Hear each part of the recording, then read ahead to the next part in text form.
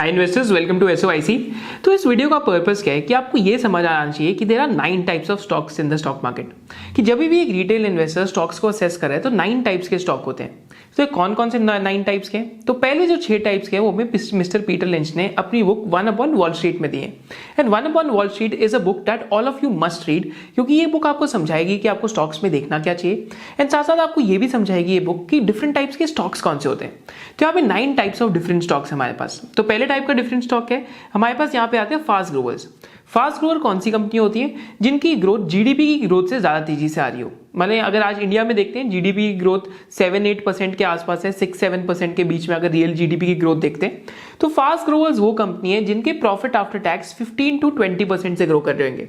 कुछ कंपनीज है उनका 70-75% पे भी ग्रो करता है, बट द आइडिया इज कि इनका जो पैट ग्रोथ है वो जीडीपी की ग्रोथ से नियरली 2-3x रहता ही रहता है। सो this is the idea of fast Grover. तो जब भी आप एक कंपनी को देख रहे हैं जो फास्ट ग्रोइंग कंपनी है, तो उसको आप ऐसे कैटेगराइज कीजिए कि इस कंपनी की जो मुनाफे की ग्रोथ है या प्रॉफिट की ग्रोथ है वो कितनी चल रही है। फिर सेकंड टाइप ऑफ कंपनीज कौन सी होती हैं? These are known as stalwarts. So stalwarts कौन सी कंपनी होती है? तो ये एस्टैब्लिश्ड कंपनीज होती हैं, मार्केट लीडर्स होते हैं, बट ये जायंट कैप्स या लार्ज कैप्स होते हैं, या तो उस कैटेगरी में थोड़ी सी ग्रोथ स्लो होती है। तो यहाँ पे अगर आप एग्जांपल लेंगे तो ये कंपनीज वो हैं जिनकी ग्रोथ जीडीपी की ग्रोथ से +-2-3% रहती है। तो यहाँ पे अगर इंडियन जीडीपी 7% पे ग्रो करती है, तो ये ऐसी कंपनीज है जिनकी ग्रोथ 10 से 12% के बीच में रहती है। तो यहाँ पे मैं आपको एग्जाम्पल देता हूँ हिंदुस्तान यूनिलीवर का। तो Hindustan Unilever is an example of a stalwart, क्योंकि यहाँ पे इसकी 10-12% के आसपास ग्रोथ रहती है। बाद में हम एग्जाम्पल्स भी बहुत सारे डिस्कस करेंगे। तो ये तो हमारी स्टॉलवर्ट की कैटेगरी है। अगर आप नेस्ले का एग्जाम्पल लेंगे, अगर आप टैक्स वैक्स को एक्स आउट कर देंगे, तो नेस्ले भी एक स्टॉलवर्ट का एग्जाम्पल है। 10-12% की ग्रोथ रेट्स हैं। तो ये तो स्टॉलवर्ट्स का एग्जाम्पल हुआ। थर्ड हम कंपनीज पे आते हैं, these are slow growing companies. अब स्लो ग्रोइंग कंपनीज कौन सी होती हैं? तो slow growing companies are those companies जिनकी ग्रोथ जीडीपी की ग्रोथ से भी कम तेजी से हो रही होती है। अब ऐसा कौन सी कैटेगरीज में होगा?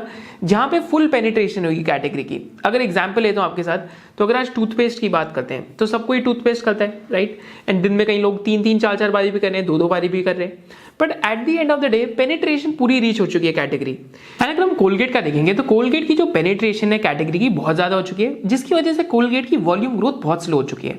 एक एग्जांपल यहाँ पे हमारे पास और कैस्ट्रॉल इंडिया का है। अगर अगेन आप यहाँ कैस्ट्रॉल इंडिया का एग्जांपल देखते हैं, तो कैस्ट्रॉल इंडिया की भी जो कैटेगरी है वहां पे फुल पेनिट्रेशन हो चुकी है ऑयल लुब्रिकेंट्स की। बट प्रॉब्लम क्या है कि इवन तो कंपनी की प्रॉफिटेबिलिटी बहुत अच्छी है, 40-50% आरओसी आता है कंपनी का, बट यहाँ पे अगेन ग्रोथ के चांसेस बहुत कम हो जाते हैं। तो this is also a stock which is in the slow grower category. असेलिया केल करके अगर आप एक कंपनी देखते हैं जो बेसिकली आईटी सर्विसेज में है, ये टिकटिंग सॉफ्टवेयर भी देती है, तो यहाँ पे भी क्या प्रॉब्लम है? इवन दो एक अच्छी और इंटरेस्टिंग इंडस्ट्री है, but bar bar airlines bankrupt होते रहती है। अगर and customer bar bar bankrupt हो रहे हैं, तो आपके customers you keep on losing है, नए नए कस्टमर आते रहते हैं, जिसकी वजह से अगेन आपकी ग्रोथ स्लो हो जाती है। फिर यहाँ पे क्या प्रॉब्लम होगी? वापस स्लो ग्रोथ की प्रॉब्लम। तो ये तो हमने स्लो ग्रोवर्स की बात करी। अब हम बात करते हैं टर्न अराउंड्स की। तो टर्न अराउंड्स कौन से बिजनेसेस होते हैं? जहां पे कोई लॉस मेकिंग एसेट बिक जाएगा, या लॉस मेकिंग एसेट के अलावा जहां पे बेसिकली कोई लाइक बिजनेस के ऑपरेशंस में टर्न अराउंड होएगा। तो these are examples of turn around. तो टर्न अराउंड्स का एक क्लासिक एग्जांपल क्या है जो हमने चैनल पे लास्ट 2 इयर्स में बहुत बार आपके साथ डिस्कस करें? That is the business of Usha Martin. कि उषा मार्टिन के बिजनेस में अगर आप देखेंगे तो पहले उनके पास एक स्टील वायर्स का बिजनेस है जो आज भी है, एंड साथ साथ वो स्टील खुद ही बनाते थे, बैकवर्ड्स इंटीग्रेशन कर लिया था। तो जब स्टील की साइकिल खराब हुई, उषा मार्टिन ने बहुत डेट ले रखा था, जिसकी वजह से इनका प्रॉफिट आफ्टर टैक्स हमेशा लॉसेस में दिखता था। तो इनका बॉटम लाइन हमेशा लॉसेस में रहता था। तो उसके बाद इन्होंने 2019 के अंदर अपना जो प्लांट है टाटास को सेल ऑफ कर दिया। जैसे ही प्लांट को सेल ऑफ करा, डेट रिडक्शन हुई, एंड साथ साथ जो loss making part of the business था वो कंपनी की बुक से ऑफ चला गया। तो यहाँ पे क्या हुआ? एक टर्न अराउंड हुआ, एंड आज बिजनेस का वैल्यूएशन आई थिंक आज भी 20-22 पीई पे अगर आप अदर इनकम को हटा देते, एंड एक्चुअली में मार्केट लीडिंग कंपनी है जो हमने लास्ट 2 इयर्स में आपके साथ काफी बारी डिस्कस करी। तो this was an example of a turn around stock जहां पे टर्न अराउंड हुआ। फिर हम आते हैं सिक्लिकल्स की तरफ। तो सिक्लिकल्स में आपको यहाँ पे मैं एक बारी एग्जांपल भी दिखाता हूँ। तो अब यहाँ पे एक बहुत इंपॉर्टेंट पॉइंट है रिटेल इन्वेस्टर्स के लिए। अगर आप इस पॉइंट को समझ सकते हैं तो this will save you lot of money over the years. तो यहाँ पे हम पहला एग्जांपल देखते हैं एचईजी का, जो एक डीपली सिक्लिकल स्टॉक है, क्योंकि ये क्या बनाते हैं? ग्राफाइट इलेक्ट्रोड्स, एंड जिसकी साइकिल कहाँ से चलती है? इट्स बेस्ड ऑन मतलब चाइना में क्या डिमांड है, वर्ल्ड में क्या डिमांड है, वर्ल्ड में क्या सप्लाई और डिमांड चल रही है, एंड क्या प्राइसिंग मिल रही है ग्राफाइट इलेक्ट्रोड्स की।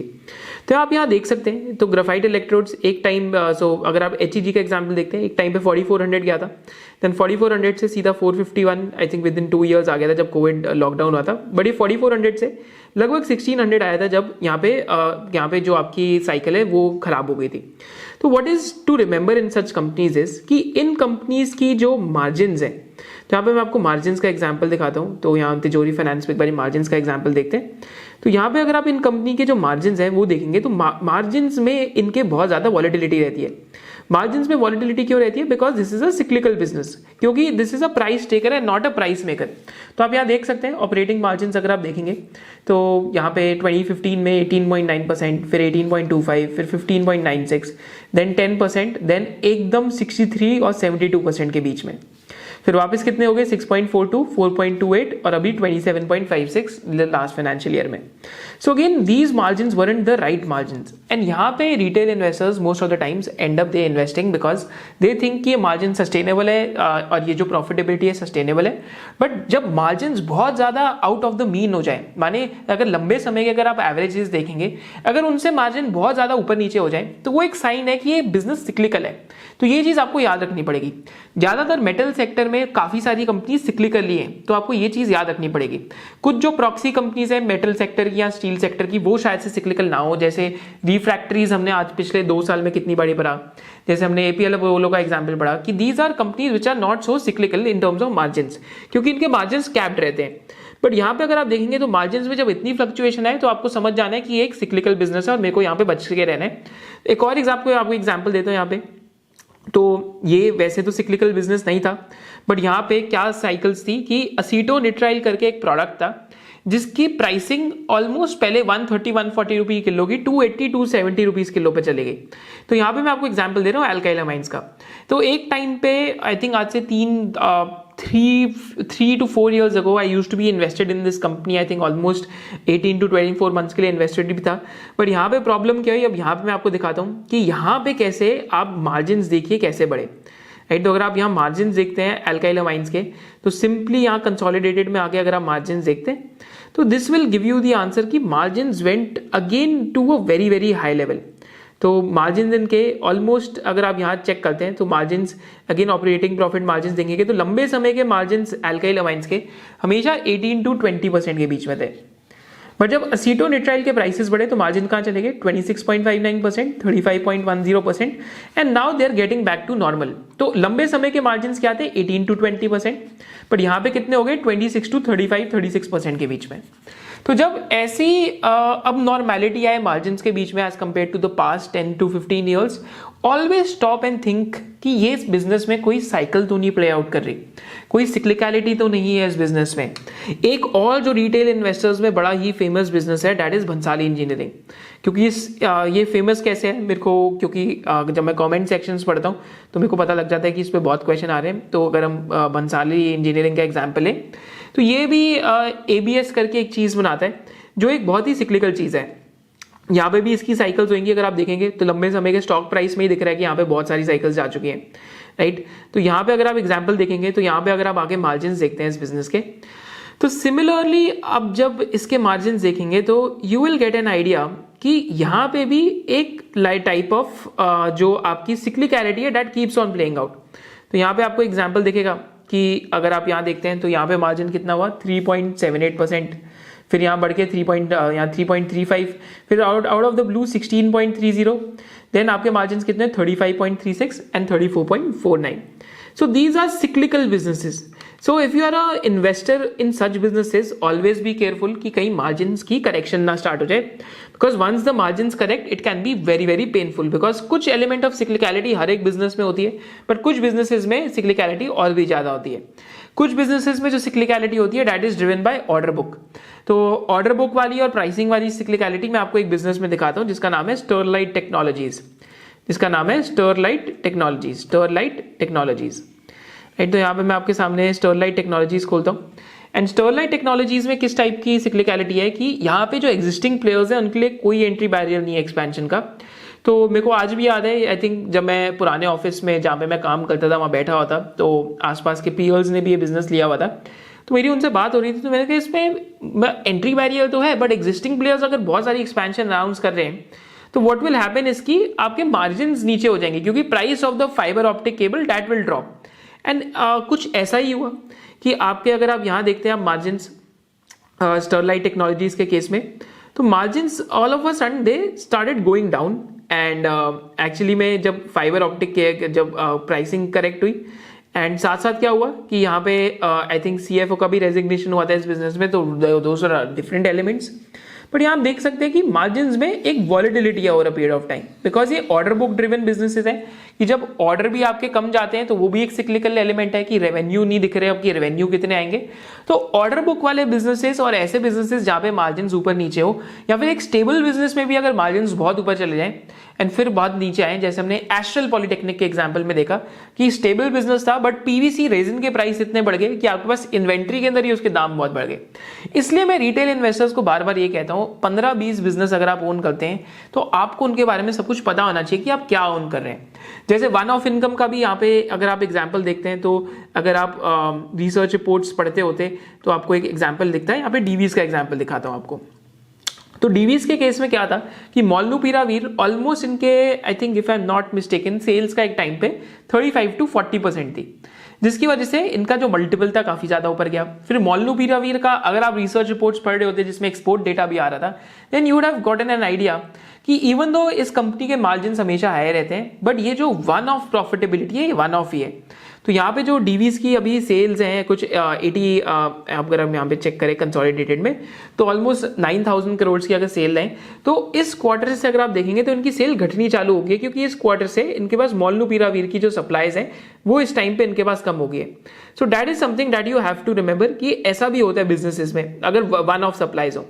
And at the end of the day अगर आप बहुत लॉन्ग टर्म इन्वेस्टर हैं तो आपको इतना फर्क नहीं पड़ेगा। अगर आप यहाँ क्वार्टर का देखते हैं तो 1823 करोड़ की सेल है जो 2500 करोड़ की थी, तो वहां से मोलनुपीरावीर की जो सप्लाईज है वो टेपर ऑफ हो गई है। तो अगर आप बहुत लॉन्ग टर्म इन्वेस्टर हैं तो आपको शायद से फर्क नहीं पड़ेगा, बट अगर आप हमारी तरह जो 2 to 3 ईयर के होराइजन से इन्वेस्ट करते हैं तो हमारे जैसे इन्वेस्टर्स को इन चीजों से बहुत ज्यादा फर्क पड़ता है। तो order book driven cyclicality, margin driven cyclicality and one of income driven cyclicality, ये 3 तरीके की सिक्लिकलिटी आपको बिजनेसेस में मिलेगी।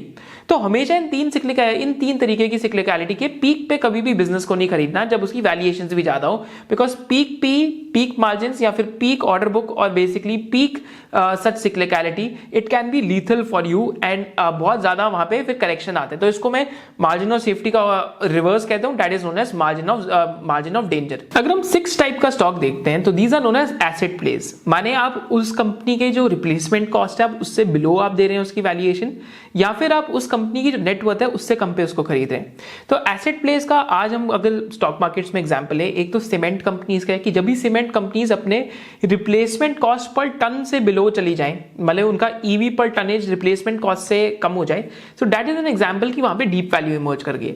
सिमिलरली अगर आप यहाँ एग्जांपल देखते हैं तो ये बैंक्स में एक साउथ इंडियन बैंक का एग्जांपल है, जहां पे अगर आप प्राइस टू बुक देखते हैं एक टाइम पे 3.5 होता था, 4 होता था, फिर 1.34 होता था, फिर बिकॉज ऑफ एनपीए प्रॉब्लम्स इनका आज प्राइस टू बुक ऑलमोस्ट 0.56 के आसपास चल रहा है। एंड साथ साथ बैंक के अंदर बहुत सारी चेंजेस भी हो रही हैं। सो अगेन यहाँ पे एसेट क्वालिटी इश्यूज भी धीरे धीरे सॉल्व हो रहे हैं। अब आपको सोचना पड़ेगा कि सॉल्व हो रहे हैं नहीं हो रहे, but this is one of the examples of the stocks where asset play हम इसको कह सकते हैं कि इसका जो बेसिकली वैल्यूएशन है, पूरा मार्केट कैप है, उसकी नेटवर्थ से बिलो पे मिल रहा है, that is known as the book value per share, right. So this is an example of the stocks which are known as asset place.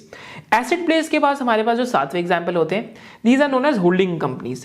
अब होल्डिंग कंपनीज में आपके पास क्या एग्जांपल हो सकते हैं, यहाँ पे कामा होल्डिंग्स करके आपके सामने आ सकते हैं। तो कामा होल्डिंग्स क्या है कि कामा होल्डिंग्स, होल्डिंग कंपनीज होती क्या है, तो हमने एक वीडियो भी बनाई है, आप उस पर देख सकते हैं। But holding companies are those companies which own like the subsidiaries around it, and साथ साथ इनकी सब्सिडरीज लिस्टेड भी हो सकती है जो स्टॉक मार्केट्स में होल्डिंग कंपनीज है। तो one of the popular holding companies है, एक टाटा इन्वेस्टमेंट्स है, एक बजाज होल्डिंग्स है, एक महाराष्ट्र स्कूटर्स है। फिर साथ साथ आप अगर बजाज फिनसर्व भी देखेंगे तो उसमें भी बजाज फाइनेंस के शेयर्स हैं, और साथ साथ इंश्योरेंस भी है। तो these companies own equity into their subsidiaries. तो यहाँ पे कामा होल्डिंग्स का एग्जांपल देखते हैं। तो कामा होल्डिंग्स का आज मार्केट कैप 8,000 करोड़ का है, फिर एसआरएफ का मार्केट कैप आज 68,000 करोड़ का है। एंड कामा होल्डिंग्स यहाँ पे 50% मार्केट शेयर, जो मार्केट कैप है एसआरएफ का, या 50% प्रमोटर होल्डिंग है कामा होल्डिंग्स की एसआरएफ में, तो 50% स्टेक ओन करती है। तो according to the 50% stake ownership, Kama holdings की आज वैल्यूएशन जो एसआरएफ में है वो 34,000 करोड़ है। फिर आज मार्केट कैप कितना कामा होल्डिंग्स का, दैट इज 8,000 करोड़। तो ऑलमोस्ट 78% का डिस्काउंट है to the underlying holding valuation.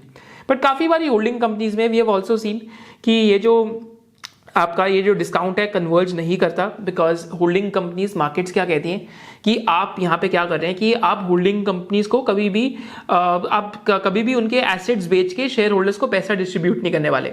तो मार्केट आपको इनडायरेक्टली क्या कह रही है कि यार ये डिस्काउंट तो परसिस्ट करेगा ही। But a good idea is कि अगर आप लास्ट 10 ईयर्स का ट्रैक रिकॉर्ड लें होल्डिंग कंपनीज का और फिर उनके वैल्यूएशन का गैप देखें कि जब 80% डिस्काउंट हो जाता है तब शायद से हो सकता है आपको बहुत इंटरेस्टिंग लगने लगे, क्योंकि जब वो 80% से 55% में वापस नैरो होता है तब उस टाइम पे फिर पैसा बन जाता है होल्डिंग कंपनीज में। सो दिस इज वन एक्सपेरिमेंट जो आपको Bajaj Finserv, Maharashtra scooters and साथ कामा होल्डिंग्स में सब में आपको करना चाहिए। हमने आपके लिए एग्जाम्पल 3-4 होल्डिंग कंपनीज में करा दिया है और आपके लिए वो डिस्क्रिप्शन में बिलो है। So these are the examples of holding companies. 8वें टाइप के स्टॉक पे आएंगे तो ये है आपके कंग्लोमरेट्स। तो कंग्लोमरेट्स कौन से होते हैं? तो दीज आर कंपनीज जिनमें मल्टीपल लाइंस ऑफ बिजनेस है। तो पहला मैं आपको यहाँ पे एक एग्जांपल देता हूँ आईटीसी का। तो आईटीसी में आज क्या है कि आईटीसी में आपके बहुत सारे बिजनेसेस हैं। आपका एक पैकेजिंग एंड पेपर बोर्ड्स का बिजनेस है, आपका एक एग्री का बिजनेस है, फिर आपका एक होटल्स का बिजनेस है, आईटी सर्विसेज का बिजनेस है, फिर आपका एफएमसीजी में टोबैको का बिजनेस है और एफएमसीजी में जो नॉर्मल आटे का बिजनेस है एंड बिस्किट्स का बिजनेस है। So these are some of the examples. अगर आप यहाँ देखते भी हैं तो यहाँ कैपेक्स में देखेंगे तो होटल्स में बहुत कैपेक्स हो रहा है, पेपर बोर्ड्स में बहुत कैपेक्स हो रहा है। So these are examples of different businesses within ITC. So ITC is an example of a conglomerate. India का नंबर 1 conglomerate कौन सा है अगर आप बता सकते हैं? तो आंसर इज रिलायंस इंडस्ट्रीज। तो रिलायंस इंडस्ट्रीज यहाँ पे खोलता हूँ आपके सामने एंड जैसे रिलायंस इंडस्ट्रीज को लेगा तो यू कैन जस्ट चेक कि रिलायंस इंडस्ट्रीज में ऑयल एंड पेट्रोकेमिकल का बिजनेस है, रिटेल का बिजनेस है, डिजिटल सर्विसेज जियो का बिजनेस है, फिर ऑयल एंड गैस का भी बिजनेस है, फिर अदर बिजनेसेस भी हैं। तो रिलायंस इन itself will have more than 90 to 95 businesses. So it's an example of a conglomerate जैसे Berkshire Hathaway है। फाइनल टाइप ऑफ स्टॉक्स देखते हैं। So these are unique stocks और one of a kind stocks. तो इनमें एक स्केर्सिटी प्रीमियम भी होता है क्योंकि उस सेक्टर में और कुछ लिस्टेड नहीं होता। तो यहाँ पे मैं आपके सामने एक कंपनी खोलता हूँ बालकृष्णा इंडस्ट्रीज के नाम से। तो ऑफ द हाईवे टायर में इंडिया में कोई प्योर प्ले लिस्टेड कंपनी नहीं है ऑफ द हाईवे टायर के अंदर। एंड यहाँ पे अगर आप इनका बेंचमार्क करें अपोलो टायर्स या एमआरएफ से तो you will always get an idea कि आपका जो बालकृष्णा इंडस्ट्रीज है इसका वैल्यूएशन एमआरएफ और अपोलो टायर से हमेशा एक ज्यादा रहता है। क्यों वैल्यूएशन ज्यादा रहता है? सिंपल रीजन बिकॉज यहाँ पे it is one of a kind listed company. Financials में अगर आप देखते हैं तो यहाँ पे आपको पता लगेगा कि मार्जिन इनके नॉर्मल टायर मैन्युफैक्चरर से ऊपर है। तो अगर आप यहाँ देखते हैं ऑपरेटिंग मार्जिन 25 to 30% के बीच में है इस कंपनी के। So this is simply an example of a business जहाँ पे एक scarcity premium attach to it है जिसकी वजह से हमेशा एक प्रीमियम पे ट्रेड करता है। और ऐसा कौन सा बिजनेस है जो थोड़ा सा स्केल्स है, यूनिकली लिस्टेड है इंडियन मार्केट्स में? That is a company by the name of pi industries. क्योंकि आज इनका नियरली प्रॉफिटेबिलिटी का 70 to 80% एग्रोकेमिकल सिंथेसिस से आते हैं या फिर पेटेंटेड एग्रोकेमिकल से आता है। तो इंडिया में एक डेक्कन फाइन केमिकल्स होगी, एक पीआई होगी और एक एसआरएफ होगी। इन तीन के अलावा पेटेंटेड एग्रोकेमिकल्स में किसी का मोर देन 2000 करोड़ का बिजनेस नहीं है। So these are the three companies which have more than 2000 crores of business through patented agrochemical contract manufacturing. So again, this is an example of a business which doesn't have any peers, एक uniquely listed business है और एक scarce business है और एक scarcity premium भी रहता है। Garware technical fibres is also such a business जहां पे टेक्निकल टेक्सटाइल में जिस कैटेगरीज में वो है फिशिंग नेट्स और ये सब में वैसा कोई यूनिकली लिस्टेड पीयर नहीं है उनके साथ। सो this is the 9th type of stocks. इसमें जो हमारा एक कैटेगरी ऑफ स्टॉक रह गया था वो था फास्ट ग्रोवर्स का। तो फास्ट ग्रोवर्स 20 to 25% पे ग्रो करते हैं यूजुअली। इनके पैट ग्रोथ भी बहुत फास्ट होती है। तो लास्ट डेकेड में बजाज फाइनेंस का एक अच्छा एग्जांपल रहा है जहां पे 25 to 30% पैट ग्रोथ हुई है। और लास्ट 2-3 ईयर्स में या 5 ईयर्स में आप वरुण बेवरेजेस का एग्जांपल दे सकते हैं which is also an example of fast grower. But fast grower में सबसे बड़ी खराबी क्या है कि इनकी वैल्यूएशन जनरली धीरे धीरे करके बहुत ज्यादा बढ़ जाती है। तो अगर आप वरुण बेवरेजेस का भी देखेंगे तो अभी आई थिंक 60-61 की पीई पे हो गए, बट आई थिंक जब हमने वीडियो भी बनाई थी तब 45-47 की पीई पे था। बट जैसे ही मार्केट को आइडिया लगा कि इसकी वैल्यू जिसमें बहुत ज्यादा फास्ट ग्रोथ आ रही है तो उसकी वैल्यूएशन मार्केट बहुत जल्दी से रीरेट भी कर देती है। बट यहाँ पे आइडिया क्या है कि you have to find businesses which have value जहां पे वैल्यूएशन ठीक है एंड साथ साथ उनमें फास्ट ग्रोथ आ रही है। तो हमने ऐसे ही आपके साथ बहुत सारे फाइनेंशियल्स का डिस्कशन करा, केबल एंड वायर कंपनीज का डिस्कशन करा, बिल्डिंग मटेरियल कंपनीज का पहले डिस्कशन करा था, साथ साथ कुछ केमिकल कंपनीज का भी डिस्कशन करा था 2020 में जहां पे वैल्यू भी थी एंड फास्ट ग्रोथ भी थी। तो that is the sweet spot to be in. So with this I conclude the video, जहाँ पे हमने 9 टाइप्स ऑफ स्टॉक सीखे, fast growers, slow growers, stalwarts, asset plays, and साथ साथ हमने देखा कि उसके साथ साथ आपके उसके साथ साथ होल्डिंग कंपनीज हैं, होल्डिंग कंपनीज के बाद कंग्लोमरेट्स हैं, कंग्लोमरेट्स के बाद हमने टर्न अराउंड्स देखे, फिर हमने सिक्लिकल्स भी देखे, एंड साथ साथ हमने ये सारी कैटेगरीज सीखी कि कौन कौन सी कैटेगरीज हैं स्टॉक्स की।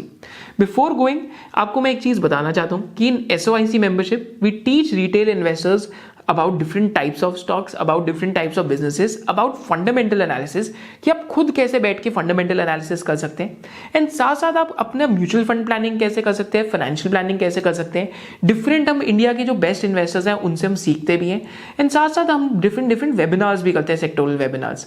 तो हमारी जो जनवरी में लाइव क्लासेस आ रही हैं for all the SOIC tribe members, तो कौन कौन सी आ रही है? तो पहली हमारी 8 जैन को जो लाइव क्लास है that is on proxy investing, तो प्रॉक्सी इन्वेस्टिंग पे लाइव क्लास है। 15 जैन को हाउ टू सेल स्टॉक्स पे लाइव क्लास है।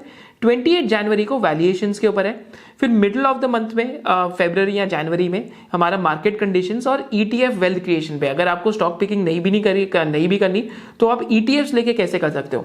Then we also have a webinar with Mr. Kumar Saurabh on chemicals, and then finally we have a class on the ratio analysis. So these are some of the live classes that are coming up for the SOIC tribe members. If you want to become a SOIC tribe member, the link to become a SOIC tribe member is there in the description below. Happy New Year to each and every one of you, and hopefully आपकी जो families हैं and आप खुद you have a smashing new year ahead. Thank you so much for joining us. Hope to see you in the next video of SOIC. जय हिंद।